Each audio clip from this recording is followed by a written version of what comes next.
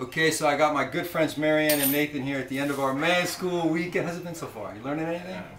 Yeah, awesome. So one of the things that I have people do is bring me like a special project or something that they have going on at home that I can help them with. And this is a bottom of a rocker that Marianne brought to me, and it's broken. You can see on this side we've got a full leg. All right. And on this side it's split. Now fortunately for us it's split nice and even. This looks like to be an oak. It's got a straight grain and it's split right along the grain evenly on both sides, so I don't have to cut this out. If this was jagged or somehow splintered, we'd have to cut it straight to make it accept the piece that we're going to put on here. All right, now what I've done to recreate this pattern is I just traced it. Traced it on a piece of paper. It's very simple. Okay, if I can figure out how to do this now. Okay, you see I just traced this. Alright, and then what I did is I flipped it over and put the broken piece on top, and you can see that line. That represents down here what's missing. So this is the piece that I have to replace it with.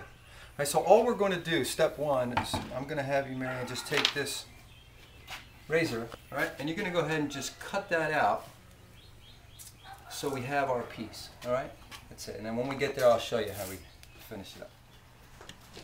You might have to, yeah, just get in there a little more.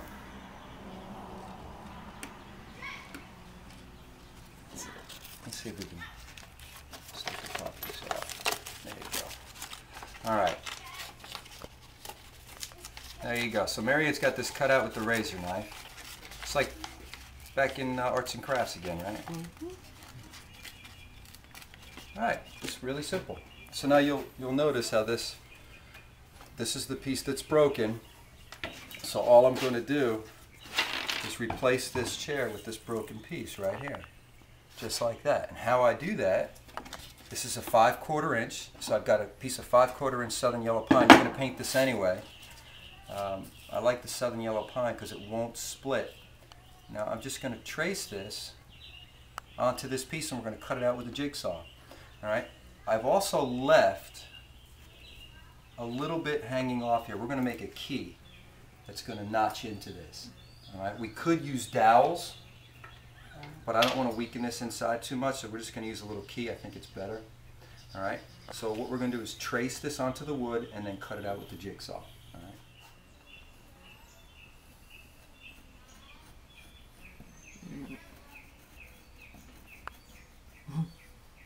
Okay, so now that Marianne has it traced out, I'm going to use a jigsaw to cut it. All right, you could use a coping saw. If it's real intricate kind of work, a coping saw works really well, but I'm just going to use a jigsaw, and we're going to rough it. It doesn't have to be perfect.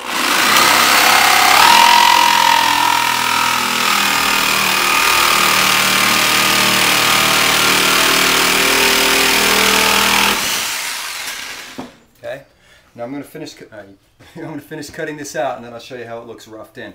Make sure you cut it a little bit big, so outside the line. We talked about that yesterday, right? Mm-hmm. Not inside the line, because we're going to sand it down, so you want to have a little bit of meat to be able to work with. All right. So what we're doing here is I'm just hand cutting. I'm only going to do one dovetail to lock this in, and the reason is that after further inspecting this, I'm realizing that there's really not a whole lot of meat up here, and I don't want to compromise this too much. So I'm just going to add one dovetail in the middle to lock that in.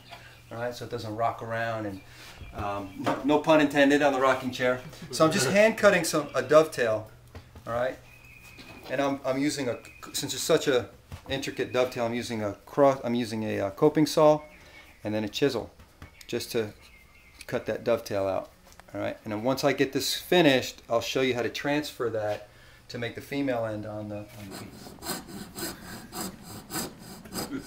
piece.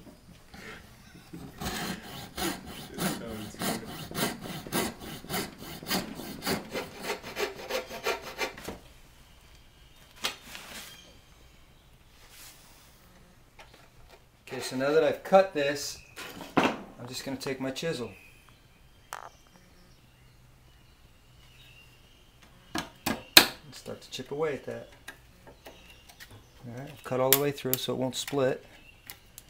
And I'm just going to go ahead and cut that out.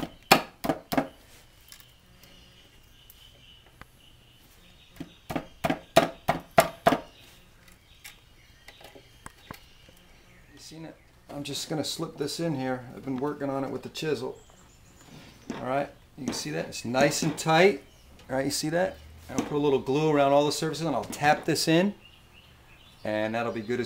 And once that dries, we'll clamp it. Once it dries, we'll be able to sand this so that it's the same exact profile as the other side. And we'll just do the other side now.